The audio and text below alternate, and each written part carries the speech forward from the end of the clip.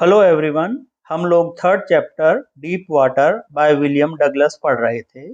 First part में हमने पढ़ा कि किस प्रकार विलियम डगलस जब छोटे थे तो उन्हें एक बड़े से लड़के ने, लगभग 18 साल के लड़के ने स्विमिंग पूल में फेंक दिया था और वे डूबने लगे थे। जब वे नीचे पहुंचे थे स्विमिंग पूल के तल पर तो वे पैर मारकर ऊपर आए और उन्होंने बचने का प्रयास किया, लेकिन ऐसा नहीं हो पाया और वे दोबारा नीचे स्विमिंग पूल में चले गए और दोबारा भी उन्होंने पैर अपना जोर से नीचे तली पर मारा और जंप लगाकर ऊपर आए, लेकिन इसका भी कोई लाभ नहीं हुआ। उनके चारों ओर पानी ही पानी था। उन्होंने रस्सी तलाशने की कोशिश की, सीढ़ियां तलाशी और अपने जलपंख तलाशे, लेकिन उन्हें कुछ नहीं मिला। पानी ही पानी चारों ओर था। उन्हें पीले गंदे पानी ने चारों ओर से घेर रखा था। उन्होंने वे बुरी तरह से डर गए। उन्होंने आवाज लगाई। वे ना हिल पा रहे थे, ना उनके पैर काम कर रहे थे। चारों ओर उनके पानी ही पानी था। फिर अचानक एक विचित्र घटना हुई। एक रोशनी सी उनके आसपास हो गई और उन्हें लगा कि वो पानी से बाहर आ रहे हैं। आइए इसके बाद का जो चैप्टर है उसे लाइन बाय लाइन पढ़ते हैं। एटलीस्ट माई आईज वर, यानी कि मेरी आंखें बाहर आ गई थी। लेखक जब दूसरी बार नीचे स्विमिंग पूल के तल पर पहुंचा था तो पैर मारकर ऊपर आया था और ऊपर आने के बाद उसने रस्सियां तलाशी थी, लेकिन वे नहीं मिल पाई। फिर अचानक एक विचित्र घटना हुई थी कि उसकी आंखों के सामने रोशनी सी आ गई थी, क्योंकि उसकी आंखें बाहर आ गई थी। At least my eyes were outside, मेरी आंखें बाहर थी। My nose was almost out too, मेरा नाक भी लगभग बाहर आ गया था। Then I started down a third time, और फिर मैं तीसरी बार नीचे की तरफ चल पड़ा। आई सक्ड फॉर एयर, मैंने सांस लेने की कोशिश की, यानी कि हवा लेने की कोशिश की। एंड गॉट वाटर, हवा लेने की कोशिश की लेकिन पानी अंदर आया। The yellowish light was going out, वो पीली जो रोशनी थी वो भी खत्म हो रही थी, वो भी गायब हो रही थी। देन ऑल एफर्ट सीज्ड, फिर सारे जो प्रयास थे वे सब खत्म हो गए। वे सब बिल्कुल प्रयास खत्म हो गए, सारे प्रयत्न थम गए। आई रिलैक्स्ड, मुझे चैन मिल गया, आराम मिल गया। Even my legs felt limp, मेरी टांगें भी शक्तिहीन अनुभव कर रही थी। लिम्प का मतलब होता है लंगड़ापन या काम ना कर पाना। तो बताते हैं कि मेरी जो टांगें थी वे भी काम नहीं कर रही थी, शक्तिहीन अनुभव कर रही थी। And a blackness swept over my brain, और मेरे दिमाग पर एक अंधेरा सा छा गया था। इट वाइप्ड आउट फियर, इस अंधेरेपन से मेरा जो डर था, मेरा भय खत्म हो गया। इट वाइप्ड आउट टेरर, इससे जो आतंक था वो भी नहीं रहा था। There was no more panic, अब बिल्कुल भी घबराहट नहीं थी। It was quiet and peaceful, बिल्कुल सब कुछ शांत और निशब्द था। Nothing to be afraid of, डरने के लिए कुछ नहीं था। This is nice to be drowsy, drowsy का मतलब होता है एक तरह से बेहोशी की हालत में आना। दिस इज, ये अच्छा था कि बेहोशी की हालत हो रही थी। To go to sleep, no need to jump, too tired to jump. It is nice to be carried gently, to float along in space, tender arms around me, tender arms like mothers. Now I must go to sleep. I crossed to oblivion and the curtain of life fell. इन लाइनों में लेखक बता रहे हैं कि जब वो दूसरी बार कोशिश करने के बाद भी नहीं बच पाए तो वो नीचे जाने लगे, और नीचे जाने पर उन्हें ऐसा लगने लगा कि अब जो है उन्हें बेहोशी आ रही है और अब उनकी घबराहट खत्म हो गई थी। उनके दिमाग में अंधेरा सा छा गया था। उन्हें ऐसा लगने लगा कि डरने के लिए कुछ नहीं है, ठीक ही है कि अब मुझे बेहोशी हो जाएगी, अब मैं सो जाऊंगा। अब छलांग लगाने की भी जरूरत नहीं थी। इतना थक चुका था कि छलांग लगाने की कोशिश भी नहीं कर सकता था। अच्छा है कि आराम से कोई उठाकर ले जा रहा था, बिल्कुल मुक्त आकाश में बढ़ने के लिए। लेखक को लग रहा था कि वो किसी नाजुक हाथ में है, माँ के जैसे नाजुक हाथों में। अब उसे ऐसा लग रहा था कि अब मैं सो जाऊं, और वो बेहोशी की हालत में आ गया था। और जीवन का जो पर्दा था वो गिर गया। कर्टेन ऑफ लाइफ फेल, जीवन का पर्दा गिर गया था। The next I remember I was lying on my stomach beside the pool vomiting. इसके बाद की जो घटना मुझे याद है वो ये है कि मैं पेट के बल पूल के बाहर, बिसाइड द पूल, पूल के बाहर लेटा हुआ था पेट के बल और उल्टियां कर रहा था। तो इन लाइनों में वही बताया गया है कि जब वो बेहोशी की हालत में हो गए तो उन्हें लगा कि शायद वो मर जाएंगे, और वो बिल्कुल एक दिमाग में उनके शांति छा गई थी, अंधकार मिट गया था, ऐसा लग रहा था कि वो माँ की गोद में जा रहे हैं और जीवन खत्म होने वाला है, यहाँ तक उनको याद था। उसके बाद की जो घटना उन्हें याद है वो ये है कि वो स्विमिंग पूल के बाहर पेट के बल लेटे हुए थे और उल्टियां कर रहे थे। The chap that through me in was saying, वह लड़का जिसने मुझे अंदर फेंका था कह रहा था कि but I was only fooling, मैं तो केवल मजाक कर रहा था। समवन सेड, किसी ने कहा कि द किड नियरली डाइड, ये बच्चा तो लगभग मर ही गया था। बी ऑल राइट नाउ, अब बिल्कुल शांत हो जाओ। Let's carry him to the locker room, चलो हम इसे लॉकर रूम में लेकर चलते हैं। Several hours later I walked home, कई घंटों के बाद मैं पैदल चलकर घर गया। आई वॉज वीक, मैं बहुत कमजोर था। एंड ट्रेम्बलिंग, और लड़खड़ा रहा था, कांप रहा था। आई शुक एंड क्राइड व्हेन आई ले ऑन माई बेड, जब मैं बिस्तर पर लेटा तो मैं कांप रहा था और रो रहा था। I could not eat that night, उस रात मैं भोजन नहीं कर सका। For days A haunting fear was in my heart, कई दिनों तक मेरे दिल में एक भय बना रहा। द स्लाइटेस्ट एक्सर्शन अपसेट मी, यानी थोड़ा सा भी जोर लगाने पर, थोड़ी सी भी मैं कोशिश करता था तो मैं बेहाल हो जाता था, मैं घबरा जाता था। Making me wobbly in the knees, वो नीज माने घुटने, वॉबली मतलब एक तरह से लड़खड़ा जाना, अस्थिर हो जाना, कमजोर हो जाया करते थे। And sick to my stomach, और मेरे पेट में दर्द हो जाता था। I never went back to the pool, मैं दोबारा कभी भी उस स्विमिंग पूल पर नहीं गया। आई फियर्ड वाटर, मैं पानी से डरता था। I avoided it whenever I could, जहां भी मुझे पानी मिलता था मैं इसे अवॉइड करता था, इससे नजरअंदाज करता था या बचने की कोशिश करता था। A few years later when I came to know the waters of the Cascades, कुछ वर्षों के बाद जब मैं झरनों के पानी को देखा, मैंने वाटर ऑफ कास्केड्स, झरनों के पानी को देखा। I wanted to get into them, तो मैं उनमें जाना चाहता था। एंड वेनेवर आई डिड, और जब भी मैंने ऐसा किया, whether I was wading the Teton और बम्पिंग रिवर और bathing in Warm Lake of the Goat Rocks, the terror that had seized me in the pool would come back. तो जब भी मैंने ऐसा करने की कोशिश की, पानी में जाने की, चाहे वह टीटन या बम्पिंग नदी को चलकर पार करना हो या गोट रॉक्स की गर्म झील में नहाना हो, ये आतंक जो मुझे उस स्विमिंग पूल में मेरे साथ हुआ था वो मुझ पर दोबारा आ जाता था, दोबारा मुझे अपने आगोश में ले लिया करता था। It would take possession of me completely, यह मुझ पर पूरी तरीके से हावी हो जाता था। My legs would become paralysed, मेरे जो पैर थे, मेरी जो टांगें थी वो पैरालाइज, उनको लकवा मार जाता था, यानी कि वो बिल्कुल काम करना बंद कर देती थी। Icy horror would grab my heart, और एक बर्फीला भय मेरे दिल को जकड़ लेता था। Fishing for salmon on the Columbia, at Bumping Lakes in Cascades, wherever I went the haunting fear of the water followed me.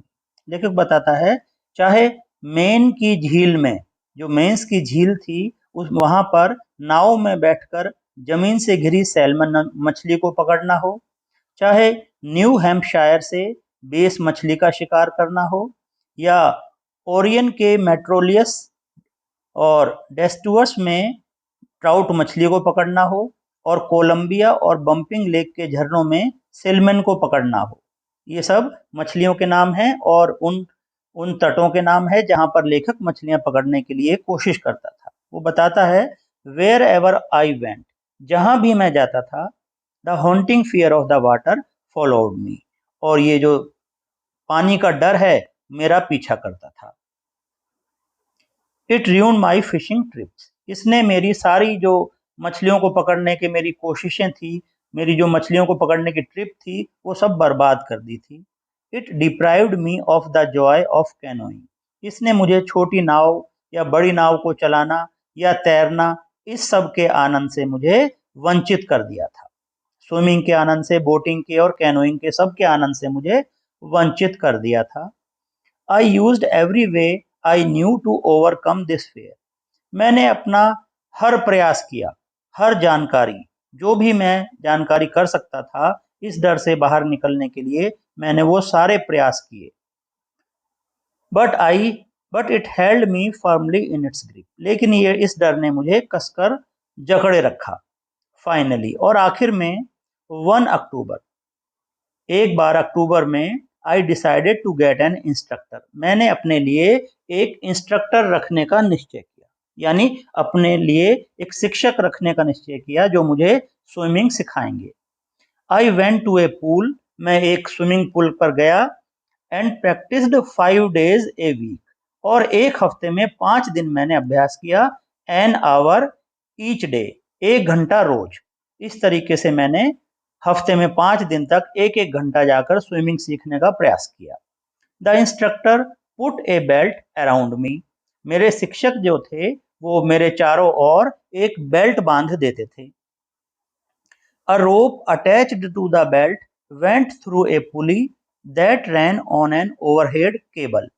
Belt से एक रस्सी बंधी होती थी जो कि एक पुली से होकर के जाती, जो मेरे सिर के ऊपर एक तार की रस्सी पर दौड़ती रहती थी। ओवरहेड केबल, एक तार बंधा होता था, उस पर यह पुली बंधी रहती थी। He held on to the end of the rope, वो दूसरा सिरा रस्सी का पकड़े रहते थे, किनारे वाला रस्सी का सिरा पकड़े रहते थे। And we went back and forth, और हम आगे पीछे तैरते रहते थे, मैं तैरता रहता था आगे पीछे। Back and fourth across the pool, ताल के अंदर आर पार की यात्रा में मैं करता रहता था। Hour after hour, day after day, week after week, इस प्रकार मैं घंटे दर घंटे, फिर दिन, फिर वीक, और फिर हफ्तों के बाद हफ्ते ये अभ्यास करता रहा। On each trip across the pool a bit of the panic seized me, जब भी मैं उसमें स्विमिंग पूल में पार करता था, एक तरफ से दूसरी तरफ जाता था, तो ये जो भय था ये मुझे घेर लेता था। Each time the instructor relaxed his hold on the rope and I went under. Some of the old terror returned and my legs froze. हर बार जब भी शिक्षक अपनी होल्ड, अपनी पकड़ रस्सी पर ढीली करते थे, तो मैं पानी के अंदर चला जाता था, और वही डर वापस लौट आता था मेरा, और मेरी टांगें जम जाती थी।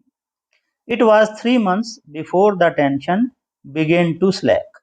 मेरा तनाव कम होने में 3 महीने लग गए। Then he taught me to put my face under water and exhale. फिर उन्होंने, मेरे शिक्षक ने मुझे पानी के अंदर मुंह डालकर सांस छोड़ना सिखाया। And to raise my nose and inhale, और नाक उठाकर सांस लेना सिखाया। I repeated the exercise 100 times. मैंने यह व्यायाम सैकड़ों बार किया। बिट बाय बिट, और धीरे धीरे करके, I shed part of the panic, मैं उस डर को धीरे धीरे टुकड़ों में छोड़ता चला गया। वो डर जो मैं जब पानी के अंदर अपना सर डालता था मुझ पर हावी हो जाता था, उस डर को मैंने धीरे धीरे, मेरे अंदर से वो डर जाता रहा। Next he held my head at the side of the pool and had me kick with my legs. इसके बाद जो उन्होंने किया वो मुझे स्विमिंग पूल के किनारे पर ले गए, और किनारे पर मेरे हाथों को पकड़े रहे, और मैं पानी में टांगे मारता रहा। For weeks I did just that. मैं कई हफ्तों तक केवल यही करता रहा, वो मेरे हाथ पकड़ लिया करते थे और मैं अपने पैरों को पानी में चलाता रहता था। At first, my legs refused to work. शुरू शुरू में तो मेरी टांगों ने काम नहीं किया, बट दे ग्रेजुअली रिलैक्स्ड, लेकिन धीरे धीरे वे रिलैक्स हो गई, वे तनावहीन हो गई। And finally I could command them, और आखिर मैं उनको कंट्रोल करने की स्थिति में आ गया, मैं उन्हें आज्ञा दे सकता था अब अपनी टांगों को। Thus piece by piece he built a swimmer, और इस प्रकार धीरे धीरे करके टुकड़े टुकड़ों में उन्होंने मुझे एक तैराक बनाया। And when he had perfected each piece, और जब उन्होंने हर टुकड़े को परफेक्ट कर दिया, त्रुटिहीन कर लिया, he put them together into an integrated whole, उन्होंने, मेरे शिक्षक ने, सारे टुकड़ों को जोड़कर एक पूर्ण वस्तु बना ली। इन अप्रैल ही सेड, अप्रैल के महीने में वो बोले, नाउ यू कैन स्विम, अब तुम तैर सकते हो। डाइव ऑफ, गोता लगाओ, and swim the length of the pool, और इस स्विमिंग पूल को पूरी लंबाई में पार कर लो। क्रॉल स्ट्रोक, चाहे धीरे धीरे जाओ चाहे तेजी से जाओ। आई डिड, मैंने ऐसा किया। द इंस्ट्रक्टर वॉज फिनिश्ड, मेरे अध्यापक का काम खत्म हो गया था। But I was not finished, लेकिन मेरा काम समाप्त नहीं हुआ था। I still wondered if I would be terror stricken when I was alone in the pool. मुझे अब भी इस बात का डर था, या मुझे ऐसा अब भी लगता था कि अगर मैं अकेला रहूंगा स्विमिंग पूल में, तो क्या मुझे अब भी डर तो नहीं लगेगा, क्या मैं अब भी डर तो नहीं जाऊंगा। आई ट्राइड इट, मैंने ऐसा करके देखा कि कहीं मुझे डर तो नहीं लगेगा अकेला होने पर। आई swum the length up and down, मैंने स्विमिंग पूल के एक किनारे से दूसरे किनारे की ओर और फिर वापस उसी किनारे पर तैरकर आया। Tiny vestiges of the old terror would return, पुराना जो मेरा डर था उसके टिनी वेस्टेजेस का मतलब उसके अवशेष डर के लौटा करते थे। But now I could frown and से टू द टेरर, लेकिन अब मैं क्रोधित नहीं होता था, अब मैं क्रोधित होकर उस डर से ये कह सकता था कि वेल हेयर इज यू, अच्छा तो तुम मुझे डराना चाहते हो। End of I would go for another length of the pool, और मैं ये कह करके कि ठीक देख ले डर, अब तेरे नाम पर मैं एक बार फिर स्विमिंग पूल में इधर से उधर जाऊंगा, और ऐसा करके दिखाया करता था। दिस वेंट ऑन अंटिल जुलाई, और ऐसा तब तक चलता रहा। But I was not still satisfied, लेकिन मैं अब भी पूरी तरह से संतुष्ट नहीं था। I was not sure that all the terror had left, अभी मुझे ये भरोसा नहीं हुआ था कि मेरा डर पूरी तरीके से खत्म हो गया है। So I went to Lake Wentworth in New Hampshire, इसलिए मैं न्यू हैम्पशायर के लेक वेंटवर्थ, झील वेंटवर्थ पे गया। Dived off a dock at Triggs Island, और ट्रिक्स आइलैंड के डॉक पर मैंने छलांग लगाई।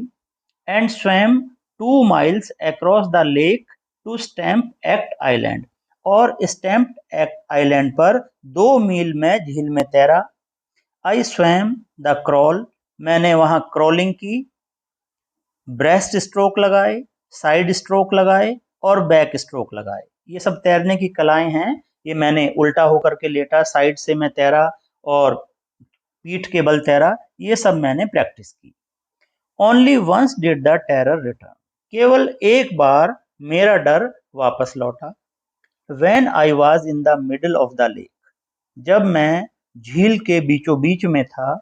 आई put my face under and saw nothing, तो मैंने अपना सर पानी के अंदर डाला तो मुझे कुछ नहीं दिखाई दिया, बट बॉटमलेस वाटर, अथाह पानी दिखाई दिया, तो एक बार को मेरा डर वापस लौटा। The old sensation returned in miniature, मेरा जो भय था वो बहुत ही छोटा सा, बहुत ही सूक्ष्म रूप में वापस लौटा। आई लाफ्ड, मैं हंसा, एंड सेड, और बोला, well mister terror, what do you think you can do to me, मैं उससे बोला कि मिस्टर भय, मिस्टर आतंक, तुम क्या सोचते हो कि तुम मुझे डरा सकते हो? I fled and swam on. मैं कूदा पानी में और मैं तैरा। Yet I had residual doubts. फिर भी मेरे अंदर थोड़ा सा डाउट था। At my first opportunity I hurried west. पहले अवसर पे मैं पश्चिम की तरफ गया। Went upon the Tieton a Conrad Meadows. Conrad Meadows की तरफ गया। Up the Conrad Creek, trail to Meade Glacier and camped in the high meadows by the side of warm lakes. इन सभी ग्लेशियर पर, कैंप्ड पर, warm lake पर मैंने practice की, अभ्यास किया, तैराकी की। द नेक्स्ट मॉर्निंग, अगली सुबह, आई stripped, dived into the lake and swam across to the other shore and back, just as dog Copron used to do. अगली सुबह मैंने कपड़े उतारे, झील में कूद गया और एक किनारे से दूसरे किनारे गया और फिर वापस लौटा, ठीक उस तरीके से जैसे डॉग कॉपरॉन किया करते थे। I shouted with joy. मैं खुशी से चिल्ला उठा। And Gilbert Peak return the echo. और वो जो गिलबर्ट पीक थी वहां मेरी आवाज पूरी प्रतिध्वनित हुई। I had conquered my fear of water. मैंने अपना पानी के डर पर विजय प्राप्त कर ली थी। The experience had a deep meaning for me. इस अनुभव का मेरे लिए एक गहरा अर्थ था। As only those who have known stark terror and conquered it can appreciate. और केवल वही व्यक्ति जिन्होंने डर का एहसास किया है और इस पर विजय पाई है, वे ही इसे समझ सकते हैं। In death there is peace. मृत्यु में ही शांति है। There is terror only in the fear of death. आतंक तो केवल मृत्यु के भय में होता है। As Roosevelt knew when he said.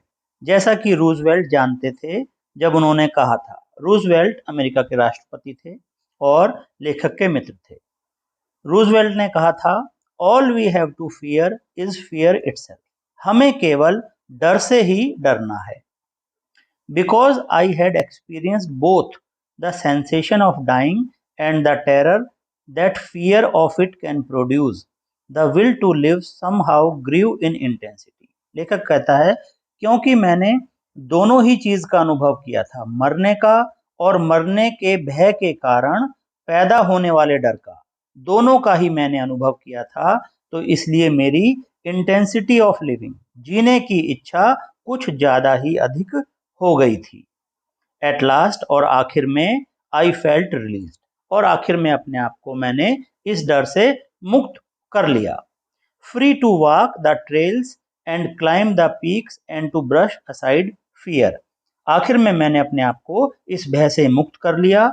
अब मैं आजाद था, पगडंडियों पर चलने के लिए और पहाड़ियां, चोटियों पर चढ़ने के लिए और अपने डर को एक तरफ साइड में करने के लिए। यानी कि अब मैं डरता नहीं था। अब मैं पहाड़ी की चोटियों पर चढ़ जाता था, पगडंडियों पर चढ़ जाता था और मुझे मृत्यु का कोई भय नहीं लगता था।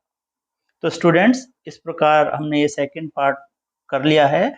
दोनों पार्ट आप लोग इसके एक साथ पढ़ लीजिएगा और उम्मीद है कि आपको ये अच्छी तरह से समझ आ गया होगा। धन्यवाद।